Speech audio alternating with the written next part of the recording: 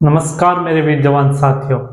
Bhavani classes के digital platform पर आपका हार्दिक स्वागत एवं अभिनंदन करता हूँ।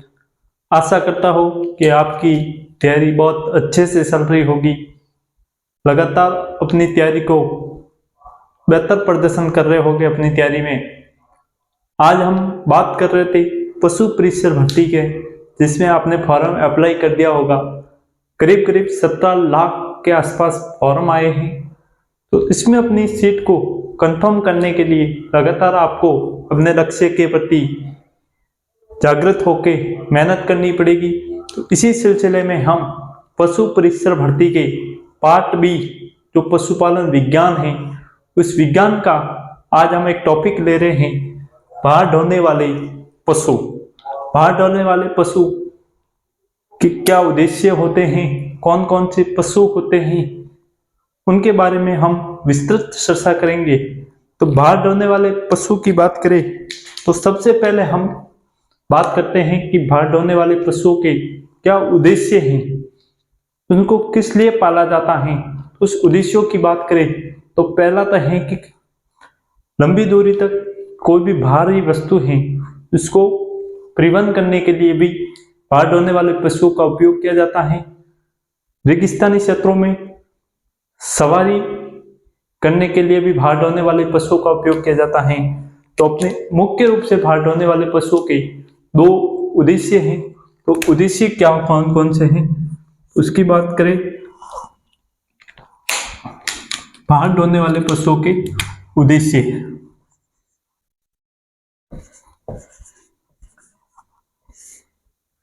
उद्देश्य की बात करें तो पहला उद्देश्य है लंबी दूरी तक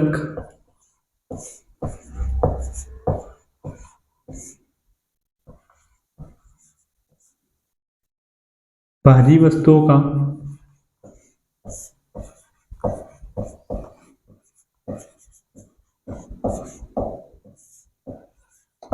परिवहन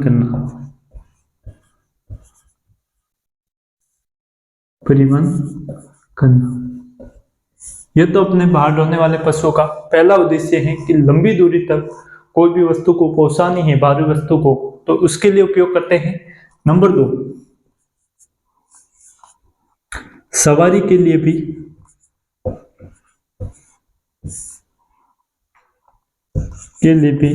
भार ढोने वाले पशुओं का उपयोग करते हैं। यहाँ तक उद्देश्य क्लियर है कि भार ढोने वाले पशुओं के क्या उद्देश्य हैं। तो एक तो लंबी दूरी तक किसी भार का परिवहन करना है, तो उसके लिए उपयोग किया जाता है। नंबर 2 की बात करें तो ऐसे कई स्थल हैं जहाँ सवारी के लिए भार ढोने वाले पशुओं का उपयोग किया जाता है। तो नंबर 2 सवारी के लिए। फिर बात करते हैं, अपने यहाँ अधिकांश देखा गया है कि एक तो बैल को,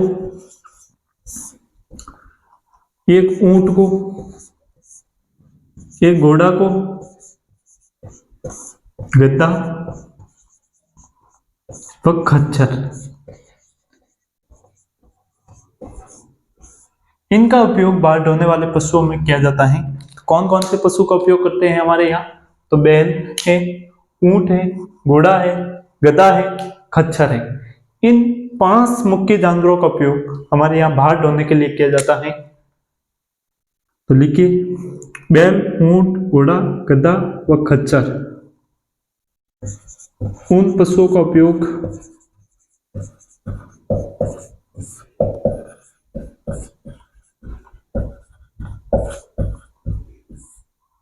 बोझा ढोने के लिए करते हैं। ठीक है।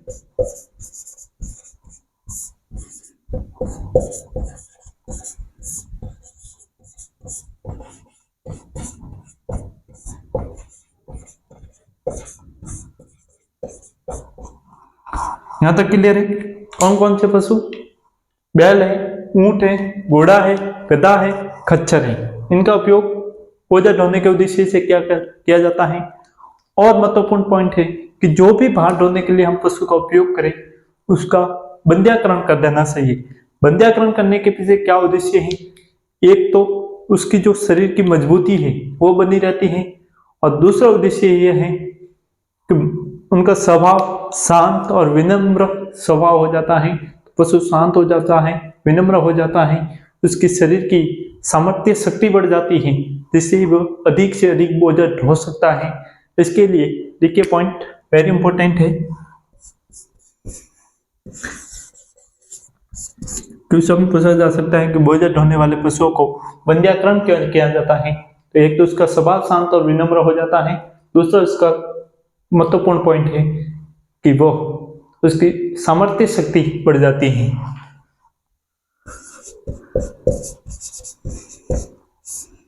बोझा ढोने वाले पशुओं का बंध्याकरण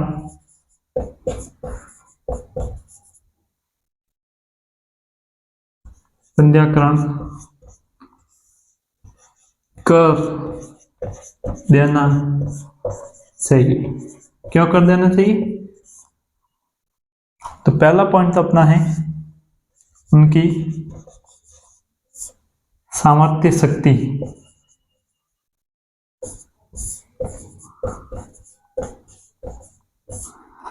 या फिर लिख सकते हैं शारीरिक क्षमता।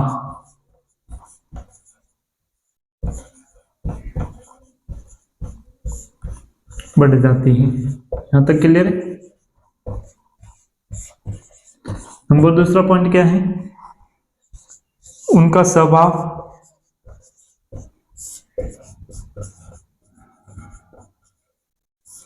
शांत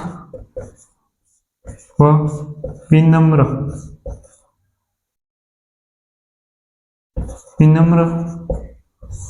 हो जाता है।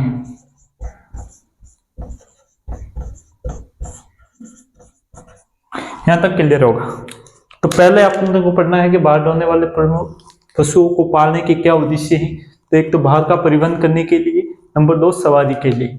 फिर हमने पढ़ा कि हमारे यहाँ पर मुख्यतः 5 पशुओं का उपयोग बाहर ढोने के लिए किया जाता है, जिसमें बैल है, ऊंट है, घोड़ा है, गधा है, खच्चर है। उसके बाद हमने पढ़ा कि जो भी बोझा ढोने वाले पशु हैं उसका बंध्याकरण कर देना चाहिए, जिससे क्या होता है कि उस नर की बोझा ढोने के उद्देश्य से जिसको हम काम में ले रहे हैं उसकी एक तो सामर्थ्य शक्ति बढ़ जाए, और दूसरा ये है कि उसका स्वभाव शांत और विनम्र स्वभाव का हो जाए। इसके लिए हम उसका बंध्याकरण करते हैं। ये क्लियर है? ये एक बार लिखिए, नोट कीजिए, स्क्रीनशॉट मार दीजिए।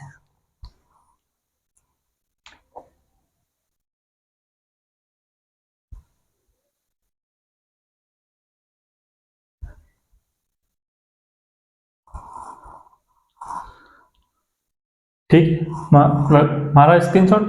उसके बाद आगे बढ़े।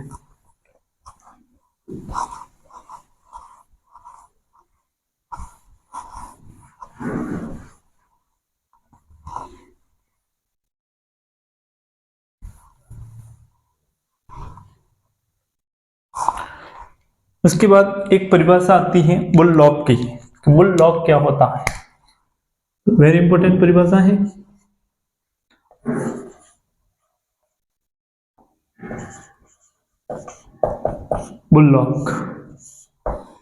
बुल्लॉक होता क्या है कि वह नर गोवंश, वह नर बंध्याकृत गोवंश जिनका बाहर ढोने के उद्देश्य से बंध्याकरण किया जाता है, कि वह नर गोवंश जिसका बाहर ढोने के लिए या बोझा ढोने के लिए उसका बंध्याकरण करते हैं, उसे बुल्लॉक करते हैं। तो लिखिए परिभाषा, वह नर गोवंश जिसका बंध्याकरण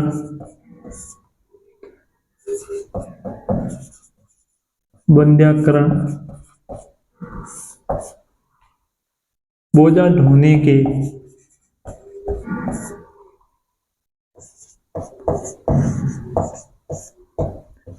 उद्देश्य से किया जाता है।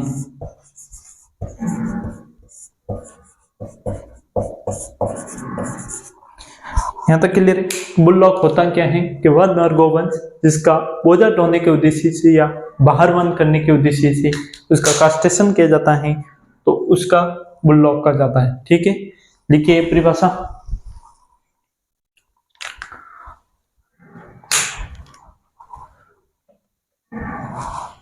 उसके बाद आगे बढ़ते हैं।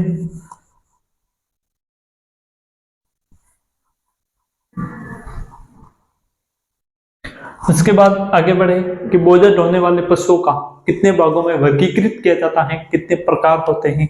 तो उनके प्रकारों की बात करें तो दो प्रकार होते हैं बोझा ढोने वाले पशुओं के।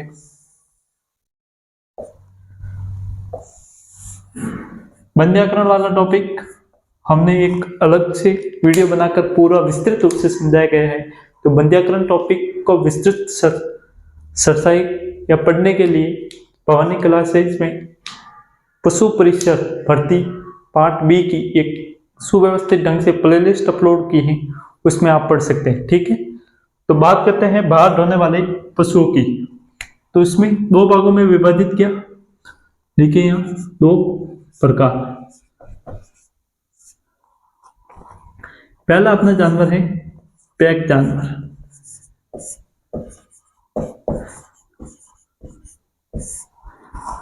नंबर दो, दूसरा अपना जानवर है बाहरवाग जानवर।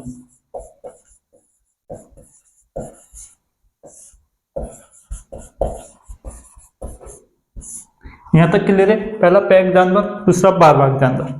अब पैक जानवर का आप मतलब समझिए, पैक से पीठ समझिए। पैक को आपको पीठ समझना है कि जिनके पीठ पर बाहर डाल के उनको सलाया जाता है, वो तो हो गए पैक जानवर।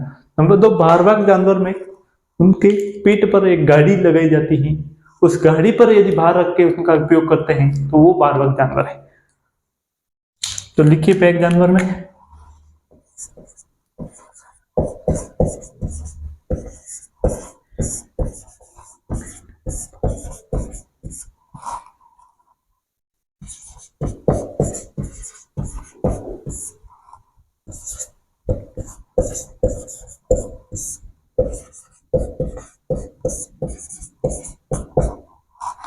इसमें एग्जाम्पल देखें तो एग्जाम्पल है अपना गद्दा, दूसरा एग्जाम्पल है खच्चर। यहां तक क्लियर है कि गद्दा और खच्चर हैं, उनके क्या होते हैं कि पीठ पर बाहर को लादा जाता है, पीठ पर बाहर बांध दिया जाता है, फिर उनको चलाया जाता है। विशेषकर आपने देखा होगा अपने गांव में कि जो कुबार प्रजाति के लोग होते हैं, कुबार जाति के लोग होते हैं, वो क्या करते हैं कि उस गधों पर मिट्टी डाल के उनको दूर दूर तक पहुंचाया जाता है। तो ये है। उसके बाद हम बात करते हैं बाहरवाग जानवर की। तो इस जानवर में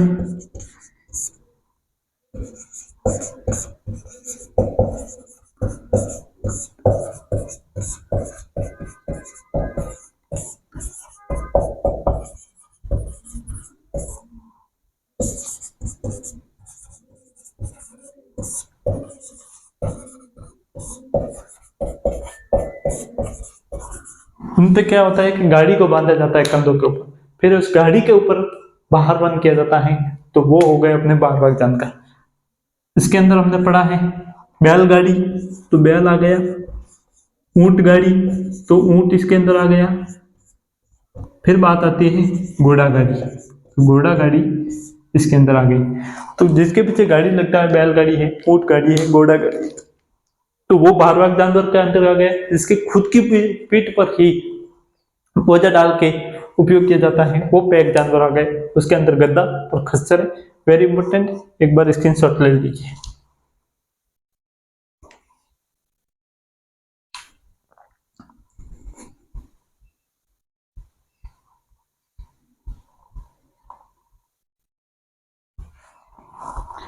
यहां तक क्लियर। उसके बाद आगे बढ़े तो कुछ नस्लों के बारे में हम अध्ययन करते हैं कि गाय की कौन कौन सी बारवाग नस्ल है, भैंस की कौन कौन सी है, ऊंट की कौन कौन सी है, उसके बारे में हम अध्ययन करेंगे।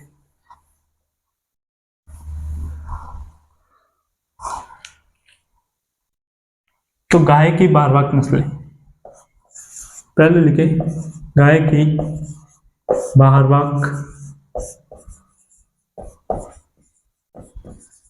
नस्ल।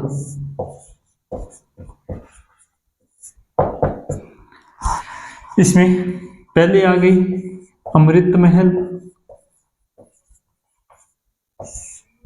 दूसरी नागौरी, तीसरी मालवी, खिल्लारी, केंगायम, होलिकर,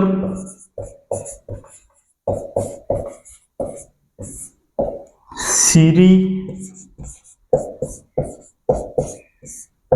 पवार और बद्री। ये नस्लें हैं अपने गाय की प्रमुख भारवाहक नस्लें कौन सी? तो गाय की प्रमुख भारवाहक नस्लों की बात करें तो अमृतमहल, जो अमृतमहल नस्ल है ये भारत की सबसे प्रमुख भारवाहक नस्ल मानी जाती है। बोझा ढोने वाली नस्ल है भारत की, तो वो है अमृतमहल। नागौरी राजस्थान की प्रमुख बोझा ढोने वाली नस्ल है।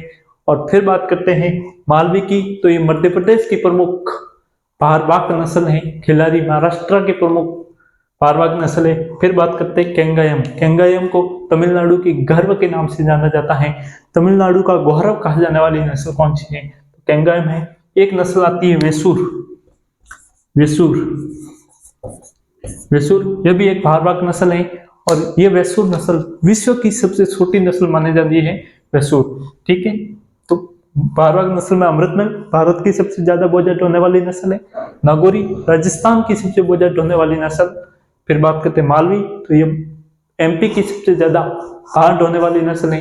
खिलारी महाराष्ट्र की सबसे ज्यादा भार ढोने वाली नस्ल। केंगायम, इस नस्ल को तमिलनाडु के गौरव के नाम से जाना जाता है। होलिकर, फिर सीरी, पवार और बद्री और वेसूर। वेसूर की बात करें तो ये केरल की नस्ल है और विश्व की सबसे छोटी नस्ल मानी जाती है। ये थी। और नस्लों के बारे में हम जब नस्लों के बारे में पूरा टॉपिक लेंगे तो इसके बारे में विस्तृत चर्चा करेंगे। गायों की नस्लों के बारे में किन कौन से परीक्षा की दृष्टि से इंपोर्टेंट पॉइंट है, उन पॉइंटों के बारे में विस्तृत चर्चा करेंगे। तो एक बार लिखिए गाय की भारवाहक नस्लें। फिर बात करते हैं आगे, हम बात कर रहे हैं तो भैंस की।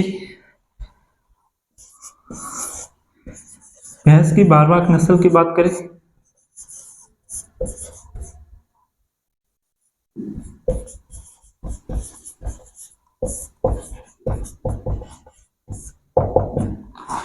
अपने, एक तो नागपुरी, एक आती है पंढरपुरी। ये दोनों महाराष्ट्र की नस्ल, नागपुरी और पंढरपुरी दोनों ही महाराष्ट्र की नस्ल है। यहाँ लिख लीजिए, दोनों ही महाराष्ट्र की नस्ल है। फिर बात करें जाफराबादी,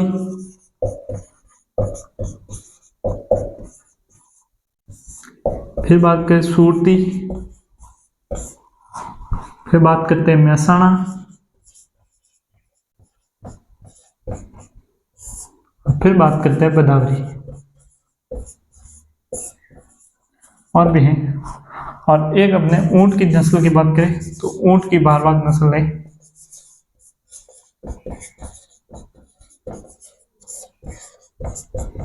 बीकानेरी।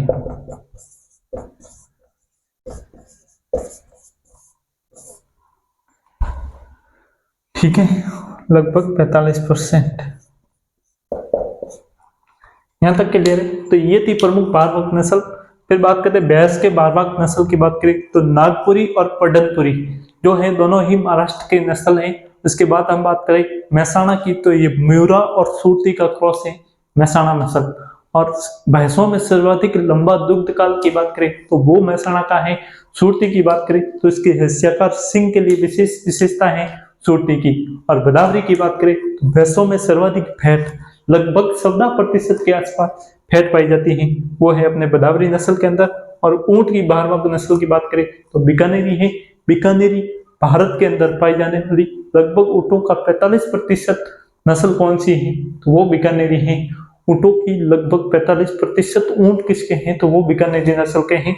तो बीकानेरी नस्ल ऊँट की भारवाहक नस्ल है। देखिए एक बार,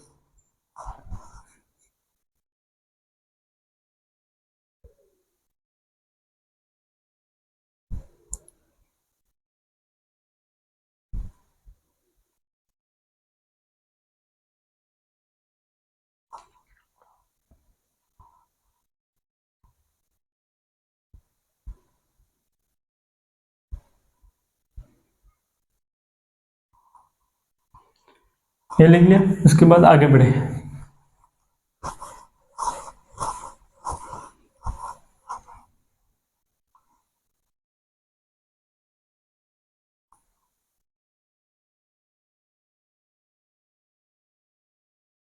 उसके बाद आगे बढ़े। अपने राजस्थान या भारत की बात करें तो अपने राजस्थान या भारत में अधिकांश जो बोझा ढोने के उद्देश्य से या तो बैल पाले जाते हैं या भैंस के पांडे पाले जाते हैं, लेकिन उनके साथ साथ कई जगह पे घोड़े भी पाले जाते हैं, कई जगह पे खच्चर या गधे भी पाले जाते हैं, ऊंट भी पाले जाते हैं। किस जगह पे कौन सा पशु बाहर ढोने के लिए उपयुक्त है उसकी भौगोलिक परिस्थितियों पे डिपेंड करता है। जैसे हम रेगिस्तानी क्षेत्रों की बात करें तो वहां घोड़े चल नहीं सकते, गधे चल नहीं सकते, खच्चर चल नहीं सकते, बैल है वो नहीं चल सकते, तो वहां पर रेगिस्तानी क्षेत्रों में ऊंटों के द्वारा भारण किया जाता है। इसी प्रकार हम बात करें पहाड़ों की या पठारी क्षेत्र हैं, वहां पर ऊंट बाहर ढो नहीं सकते क्योंकि ऊंटों के पैर होते हैं वो समतल होते हैं, तो वो पकड़ नहीं बना पाते हैं पहाड़ी क्षेत्रों के साथ, तो वहां पे गधे और खच्चर का उपयोग किया जाता है। फिर हम बात करें कि भार ढोने के लिए पशु को अतिरिक्त राशन दिया जाता है।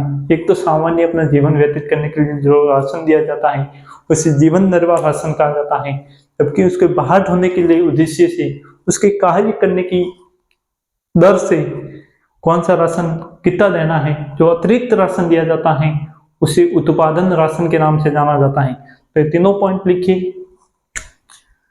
पहला पॉइंट था अपना कि भाई भारत राजस्थान में अधिकतर बोझा ढोने के लिए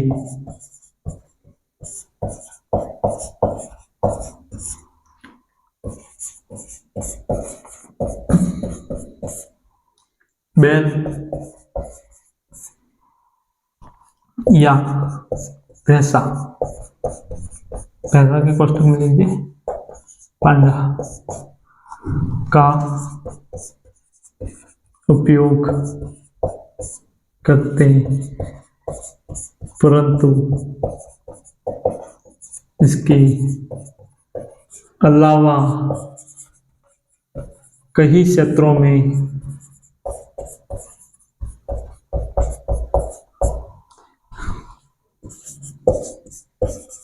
ऊंट, घोड़ा, गधा व खच्चर का उपयोग भी करते हैं।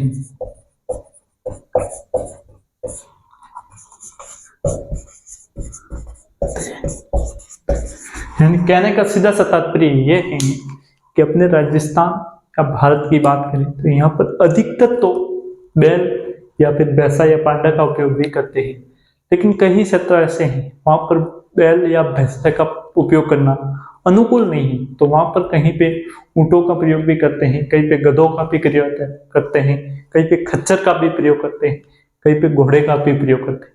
तो क्षेत्रों के अनुसार उनके बदल जाते हैं। फिर बात करें कि बोझा ढोने वाले पशुओं का उपयोग भौगोलिक परिस्थिति कैसा क्षेत्र है उस पर डिपेंड करेगा। भौगोलिक परिस्थिति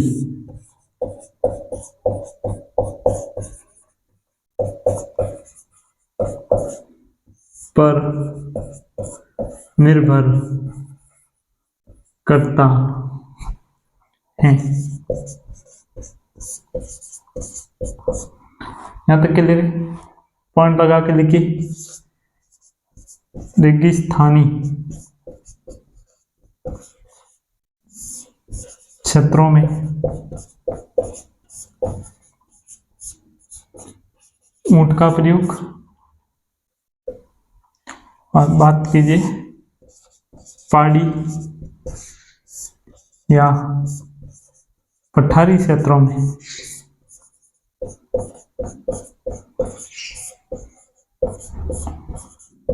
गधा व खच्चर। फिर बात करते हैं समतल क्षेत्र।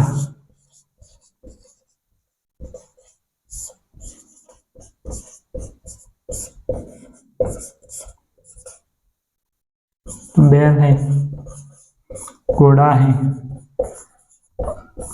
भैंसा है, इनका प्रयोग करते हैं। यहाँ तक क्लियर है कि बोझा ढोने वाले पशुओं का उपयोग किस क्षेत्र में किस पशु का उपयोग करना है, ये उसकी भौगोलिक परिस्थितियों पर निर्भर करता है। यदि कहाँ पे रेती है, रेगिस्तानी क्षेत्र है, तो वहां पे ऊंटों का प्रयोग अधिक किया जाता है, क्योंकि ऊंटों के पास धंसते नहीं रेगिस्तान क्षेत्र में। यदि धसेंगे तो सीधी सी बात है, ऊंट थक जाता है, तो ऊंट के पैर धंसते नहीं, तो वो रेती में थकता नहीं, इसलिए रेगिस्तानी क्षेत्रों में ऊंटों का प्रयोग करते हैं।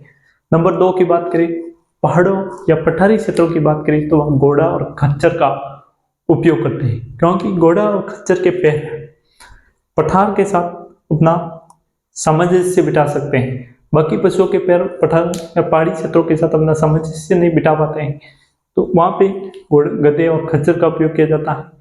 और समतल क्षेत्र है, वहां पे घोड़े हैं, गाय हैं, पांडा है, भैंसा है, उनका उपयोग यहाँ पे किया जाता है। यहाँ तक क्लियर है? एक बार देखिए,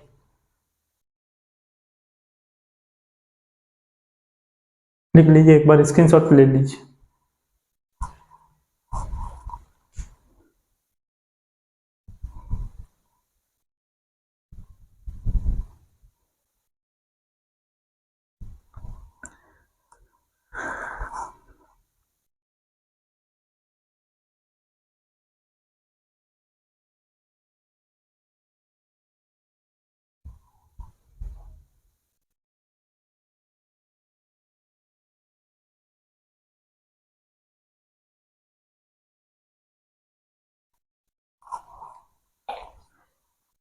लिख लिया, आगे बढ़े।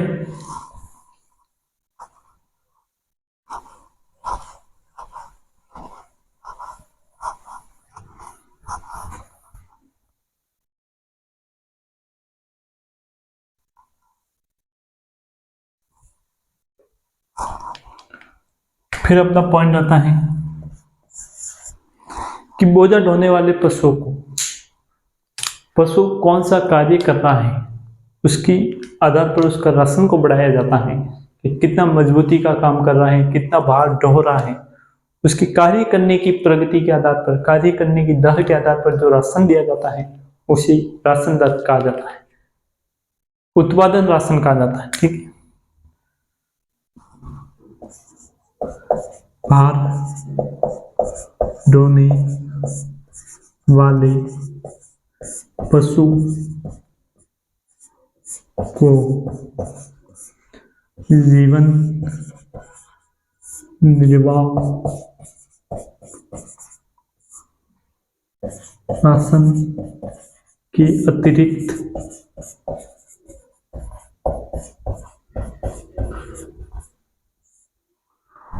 उसके कार्य के मुताबिक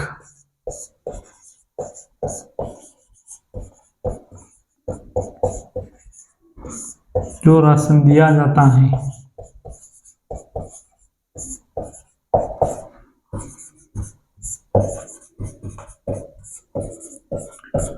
वह उत्पादन राशन कहा जाता है।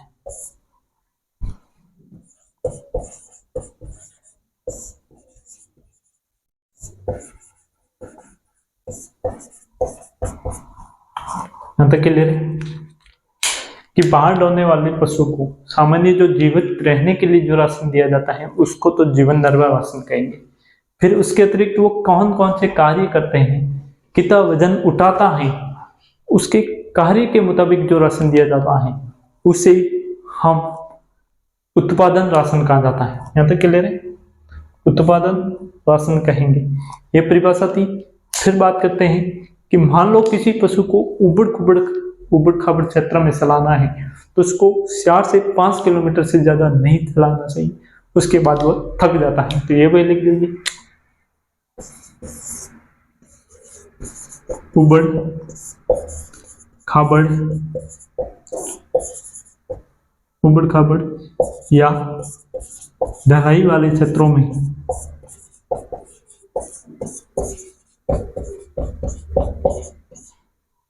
पशु को प्रतिदिन 4-5 किलोमीटर से ज्यादा नहीं चलाना चाहिए।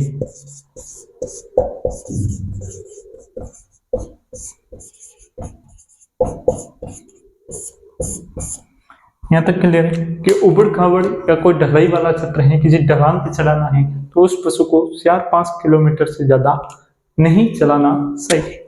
उसके बाद एक पॉइंट और लिखिए, एक बैल को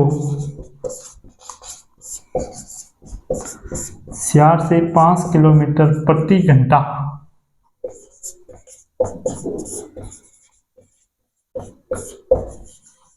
रफ्तार से प्रतिदिन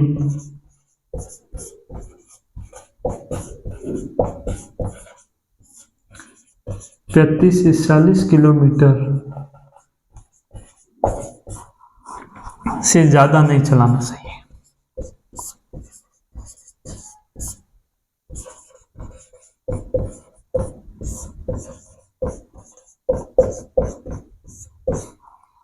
यहाँ तक क्लियर है कि मान लो एक बैल है, तो उसको हम 4 से 5 किलोमीटर की रफ्तार से चला रहे हैं, तो इसको प्रतिदिन 35 से 40 किलोमीटर से ज़्यादा नहीं चलाना चाहिए।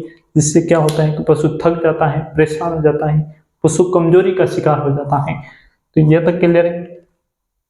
ये आपको याद रखना है, परीक्षा में पूछा जा सकता है कि उत्पादन राशन क्या है। उसके कार्य करने की दर के हिसाब से जीवन निर्वाह के अतिरिक्त जो राशन दिया जाता है उसे उत्पादन राशन कहा जाता है। उबड़ खाबड़ के क्षेत्रों में यदि किसी को चला रहे हैं पशु को, 4 से 5 किलोमीटर से ज्यादा नहीं चलाना चाहिए। यदि एक बैल को 4 से 5 किलोमीटर प्रति घंटे की रफ्तार से चला रहे हैं, तो प्रतिदिन 35 से 40 किलोमीटर से ज्यादा नहीं चलाना चाहिए। लिखिए एक बार।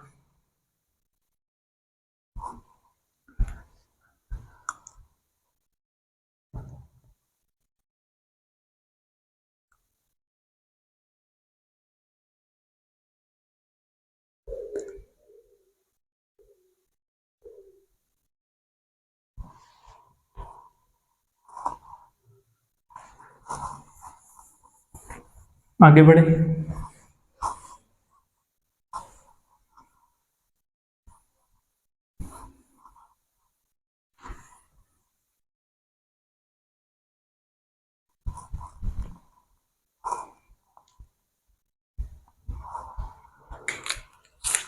अब बोझा ढोने वाले पशुओं की उसकी सामर्थ्य शक्ति को मापने के लिए एक इकाई आती है जिसे कहते हैं एक हॉर्स पावर। Horse power.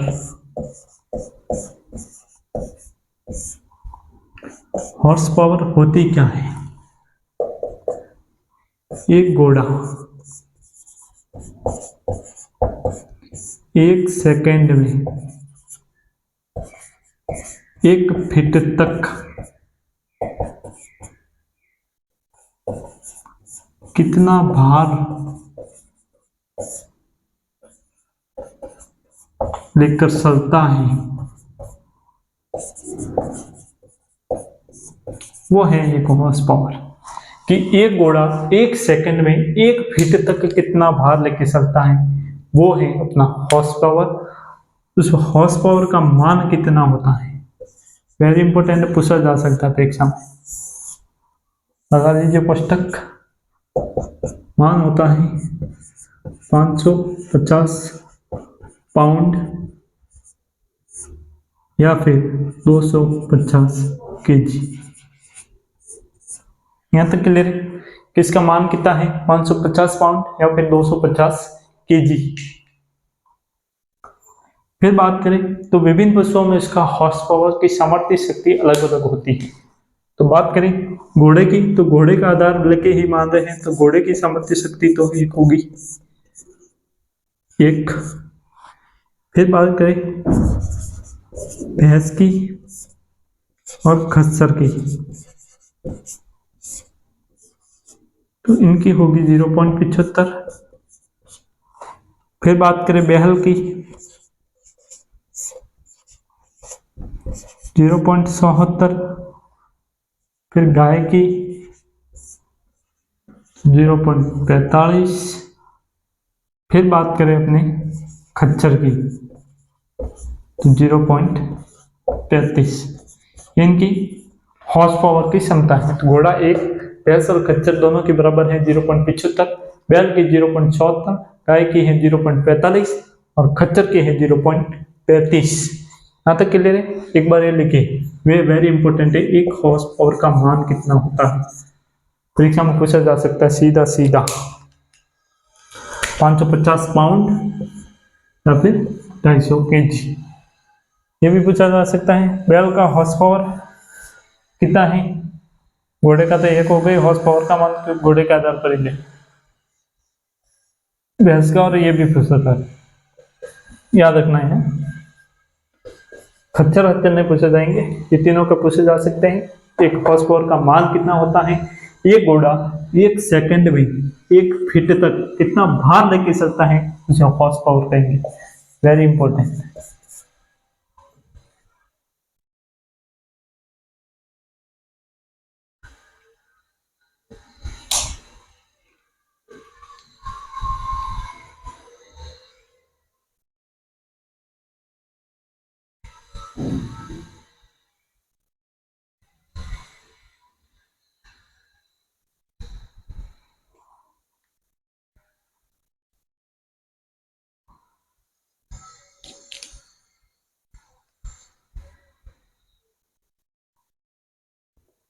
ये लिख लिया होगा, तो इंपॉर्टेंट है परीक्षा की दृष्टि से।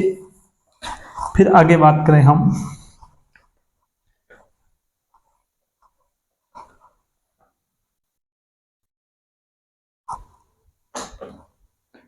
बात करते हैं कि किसी भी पशु को यदि अत्यधिक थकान हो जाती है या मांसपेशियों के अंदर जो लैक्टिक एसिड जमा हो जाता है जिससे उसे थकावट महसूस हो जाती है।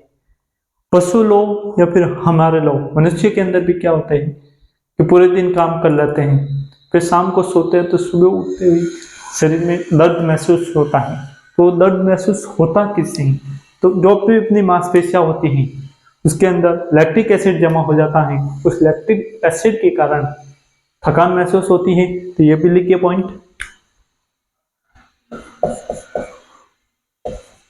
पशु या मनुष्य में अत्यधिक व्यायाम या कार्य करने से मसल्स में क्या हो जाता है, मसल्स में लैक्टिक एसिड जमा हो जाता है,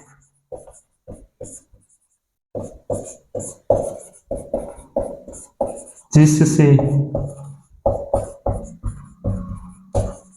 थकान महसूस होती है।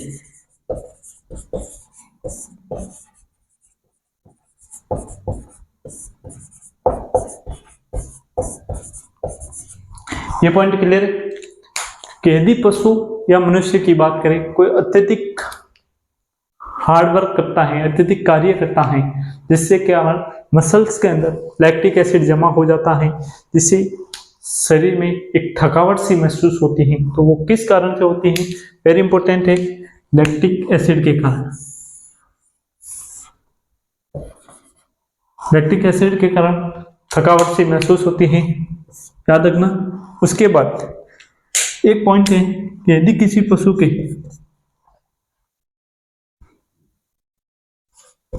गर्दन मोटी और मसल्स मजबूत है,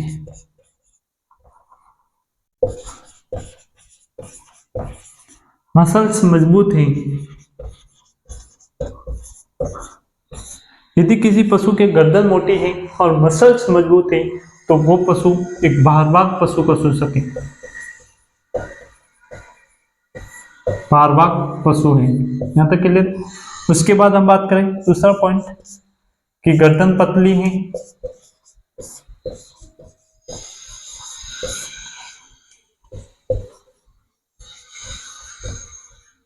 मसल्स मजबूत नहीं है, तो वो भारवाहक पशु नहीं है। भारवाहक पशु नहीं है, वो एक सामान्य पशु है। हो सकता है वो दुधारू पशु हो सकता है वो दिकांजी पशु हो, दोनों के रूप में काम आने वाला पशु हो। तो ये था अपना बाढ़ होने वाले प्रमुख पशुओं के बारे में हमने आज विस्तृत चर्चा की। यदि वीडियो अच्छा लगा हो तो भवानी क्लासेज प्लेटफॉर्म को जितना हो सके सपोर्ट कीजिए, अधिक से अधिक लोगों तक भेजिए, ताकि जो भी हम क्लास अपलोड करें वो आप तक मिलती रहे। चैनल को सब्सक्राइब कीजिए, शेयर कीजिए, लाइक कीजिए और जितना हो सके उतना सपोर्ट कीजिए, अधिक से अधिक कमेंट कीजिए। जय हिंद, जय भारत।